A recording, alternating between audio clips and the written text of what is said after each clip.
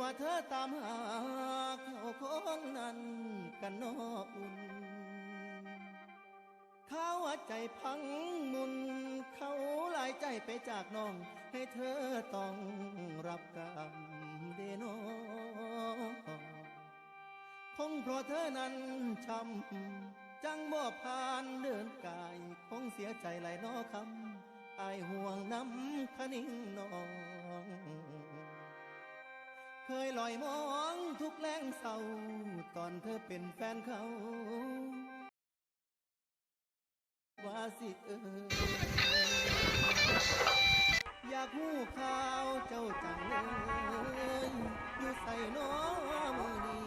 หรือมีช้ำไปนั่งเหงาดีน้อกะเสียจังไปต้องสลายคำว่าตลอดไป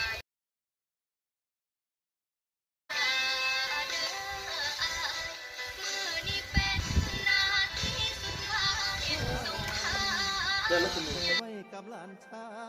ยรับฟังได้ทุกเรื่อง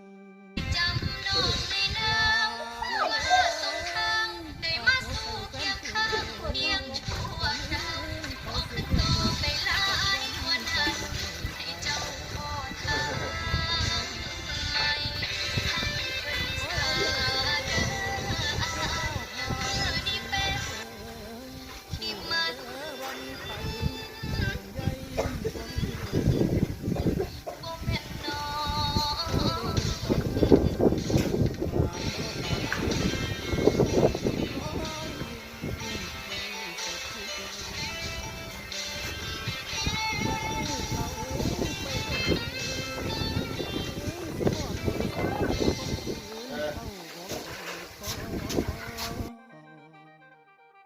ย้ำที่เธอนั้น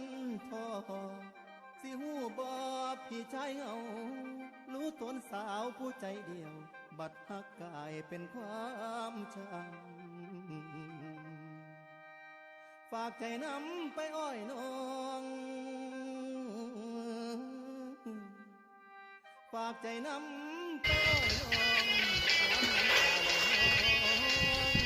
ให้เธอคิดว่าใจสาวอยู่เร็วไปสาวมากลาแจกเบอร์เราว่าไว้ในเดือนยกผู้สาวไอ้สิวบ่ไม่บ่อยากได้กันเลยแม่เอาไว้อยู่แต่เก่าว่าบ่ควรโทรไปบางให้เดินผ่านและทางเดิมยังคอยเติมแรงใจซอยผนังอยู่เดินนอง